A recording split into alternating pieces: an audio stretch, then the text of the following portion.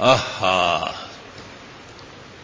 اسی طرح عام طور پر یہ سمجھا جاتا ہے کہ لباس کے مسئلے میں لوگ آزاد ہیں. ہمارے ایک اچھے اور بہت نیک خصلت نمازی نے بالکل کالی قمیض سے بھی تن کی.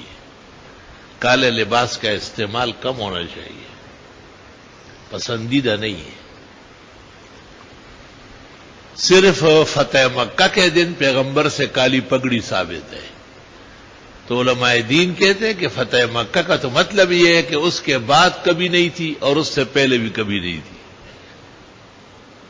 سن 8 ہجری میں مکہ فتح ہوا ہے. اس دن تھوڑی دیر کے لیے مبارک پگڑی سر پر کالے رنگ کی تھی،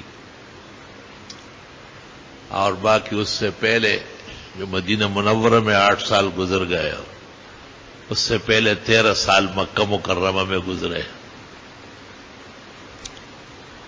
اور فتح مکہ کے 2 سال بعد تک آپ دنیا میں ناسوت میں زندہ رہے اور تابندہ رہے. تو اس وقت بھی آپ کی کالی پگڑی نہیں تھی. میں نے اسلامی دور میں جو وہاں کا علمی طبقہ تھا ان سے کہا تھا کہ یہ کالے کپڑے اور کالی پگڑیاں کم کر دیں، لیکن وہاں کے علماء اور مفتیوں نے مجھے کہا تھا کہ یہ سب مجاہدین ہیں اور یہ سفید کپڑے روزانہ دھو نہیں سکتے، کالے کا سفر سے مناسبت ہے. میں نے کہا یہ بات تو انتظامی طور پر ہو جائے گی، آپ یقیناً مجاہدین کے رئیس ہیں اور بڑے ہیں، لیکن شرعی طور پر نہیں مانوں گا، کیونکہ سب سے بڑا سفر آخرت کا ہے اور کفن سب کا سفید ہوتا ہے. اس لیے میرا دعویٰ اپنی جگہ برقرار رہے گا کہ سفید کو رنگین پر ترجیح ہے. اللہ اکبر و کبیرہ.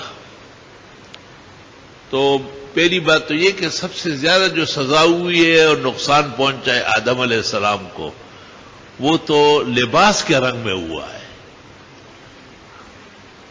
آدم علیہ السلام نے جب اس درخت میں سے چک لیا جس سے نہیں چکنا چاہیے تھا، منع فرمایا تھا، تو ان کا جنتی لباس اتر گیا. بدت لہما سوآتہما، اور جو چیزیں ڈھکی رہنا چاہیے وہ نظر آنے لگی، یعنی لباس ضروری بھی جسم سے اتر گیا.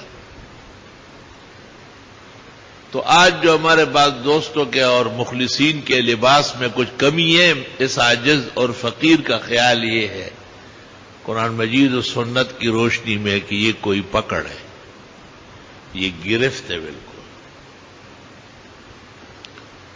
جب پکڑ سے نکل جائے گا اور گرفت سے نکل جائے گا تو اللہ تعالیٰ اس کو سفید کی توفیق دے دے گا اور سفید لباس کو ترجیح حاصل ہے.